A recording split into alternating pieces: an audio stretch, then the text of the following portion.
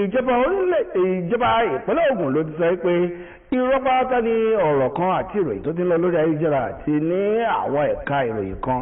pé wọ́n ti ń ṣa ẹnìkan yàn gẹ́gẹ́ bí Awujale Akilẹ̀ Ìjẹ̀bú. Ìjọba ló tẹnumọ́ pé gbogbo ọ̀rọ̀ yìí ni ó jẹ́ irọ́ pátá tí ó sì ń ṣini lọ́nà àti pé kò ní ẹsẹ̀ nílẹ̀ bó ti wọ́n kéré mọ́. Àwọn ará ìlú ni wọ́n ti wá fi tó létí pé yíyan Awujale ni ó jẹ́ ètò tó lọ ní ìbọn pẹ̀lú òfin abẹ́lé èyí tí a pè ní customary law èyí tó òfin dá sílẹ̀ pẹ̀lú títọ́ka àwọn ìfinijoyè àti òfin kan tí wọ́n pè ní extant law ní ìpínlẹ̀ Ògùn. Ìgbésẹ̀ ọ̀hún ni ó lọ lọ́wọ́ tí kò sí ọmọ oyè kan tí wọ́n yàn ní pọ̀ṣìn tàbí tí wọ́n ti ta àmì ìrólé lórí. Ọ̀rọ̀ ilé jáde lẹ́nu alábòójútó fún ilé ìjọba ìbílẹ̀ àti ọ̀rọ̀ ìfinijoyè ní ìpínlẹ̀ Ògùn Honorable Hamzat Ganiu ló jẹ́ kó dimọ̀ pé ìjọba ìpínlẹ̀ Ògùn ni ó farajì sí títẹ̀lé ètò bí ó ṣe tọ́ àti bó ti yẹ tí ó sì fi ìwà ọmọlúwàbí sí tí péré láre àti bíbu ọ̀wọ̀ fún àṣà àti ìṣe Akilẹ̀ Ìjẹ̀bú. Ìjọba wa kìlọ̀ fún irúfẹ́ ẹni bẹ́ẹ̀ àbí lẹ́nìkan ni àbí àwọn àjọ èyí tó ń ṣe àfọ́nkárí ìròyìn tí kò jótítọ́ yìí kí wọ́n dẹ́kun ìtorí ó lè dá làásìgbò ó sì lè ba àlàáfíà Akilẹ̀ Ìjẹ̀bú láàmú àti ìpínlẹ̀ Ògùn kò ní fi àyè gbárù ẹ̀. Wọ́n á jẹ́ kò ní pé ẹnikẹ́ni àbí àjọ tí ó ń polongo tí ó sì ṣe ìgbélárugẹ irúfẹ́ yìí ni wọ́n ṣe ìwádìí sí tí wọ́n sì fi irúfẹ́ ẹni bẹ́ẹ̀ jẹ́ òfin. Àwọn ará ìlú ni wọ́n tún rọ̀ láti má tẹ̀lé irúfẹ́ ọ̀rọ̀ yìí kí wọ́n sì yàgò fún ohun tí ó lè da omi àlàáfíà ìlú láàmú àti pé wọ́n bu ọ̀wọ̀ fún ìṣẹ̀ṣe àti ìlànà ètò ìjọba.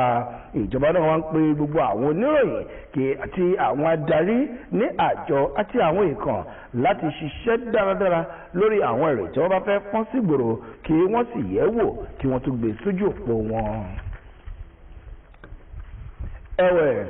ìdílé ọba FUSENGBUWA ti fi orúkọ àwọn ọmọ oyè márùndínláàádọ́rùn-ún 85 ránṣẹ́ sí àwọn afọbajẹ fún ẹ̀yọ̀ fínífíní fún orí ìtẹ́ Awujale tí Akilẹ̀ Ìjẹ̀bú ìtọ́sísílẹ̀ ètò jẹ́ ìgbésẹ̀ tó ṣe pàtàkì fún ìyànsípò ọba aláyé tuntun ọ̀hún. Alága ìdílé FUSENGBUWA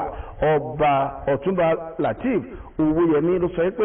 ìkan lára àwọn ọmọ oyè yìí ni yóò di Awujale àti olórí ọba fún Akilẹ̀ Ìjẹ̀bú ní ọ̀sẹ̀ mélòó kan sí àsìkò yìí lẹ́yìn tí àwọn afọbajẹ tí wọ́n bá ti ṣe àṣàyàn tó pé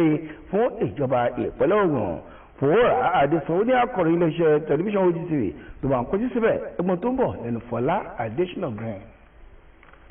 Èyí yan àwọn tí wọ́n nífẹ̀ẹ́ láti du ipò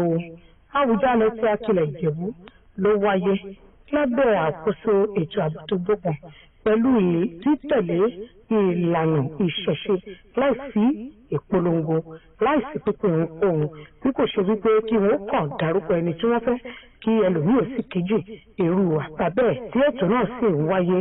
láti lè jẹ́ kí àlàáfíà èyí tó gbópọn ó lè jọba pẹ̀lú ìlànà tí wọ́n ń lò láti ṣe àyẹ̀wò àwọn tí wọ́n nífẹ̀ẹ́ sí ipò náà. Gbogbo ẹni tí ó bá ti kún ojú òṣùwọ̀n nínú ẹbí FUSENGBUWA ni wọ́n fún ní ààyè láti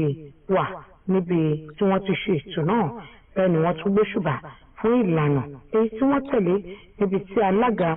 ìdílé ọmọ oyè Ọ̀túnba Lateef Owóyẹmí ń ṣe àpèjúwe FUSENGBUWA gẹ́gẹ́ bí ẹbí kan èyí tó gbòòrò lọ́pọ̀lọpọ̀ tí ó sì jẹ́ ẹbí tó ní ìṣọ̀kan nílẹ̀ Nàìjíríà. Ọ̀túnba Owóyẹmí wọn á mú dá wọn lójú wípé kò ní sí ẹnì kankan tí ó lẹ́tọ̀ọ́ láti díje fún ipò náà nínú ìdílé ọmọ oyè tí wọn yóò yọ sẹ́yìn láti kópa nínú àwọn márùndínlọ́gọ́rùn-ún èyí tí wọ́n ti kọ́kọ́ ṣe àfihàn ìfẹ́ ọkàn wọn láti du ipò Awujale tí Akilẹ̀ Ìjẹ̀bú. Àwọn 40 ni wọ́n fojú hàn níbi ètò náà nígbà tí wọ́n tún ṣe àfikún àwọn 5 mìíràn èyí tó jẹ́ kí àwọn tí wọ́n fojú hàn níbi ètò náà jẹ́ 85. Lára àwọn tí wọ́n dárúkọ wọn fún ipò náà láti rí ògbóǹtagí elétò ìròyìn kan ní Ọ̀túnbádéjì Ọ̀ṣíbọ̀gún, ògbóǹtagí onímọ̀ nípa ìtọ́jú ojú Ọ̀túnba Kúnlé Àzáàní, gbajúgbajà oní iṣẹ́ ẹ̀rọ kan ìyẹn Fatai Arówólò gbajúgbajà amúlùúdùn kan ìyẹn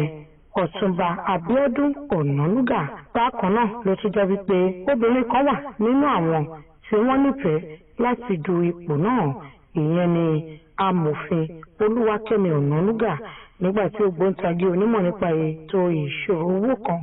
ìyẹn Abímbọ́lá John Ọ̀nàbànjọ náà tún wà lára wọn. Aṣíwájú ìdílé ọmọ oyè náà ni wọ́n ṣàlàyé wípé àwọn afọbajẹ yóò ṣe àgbékalẹ̀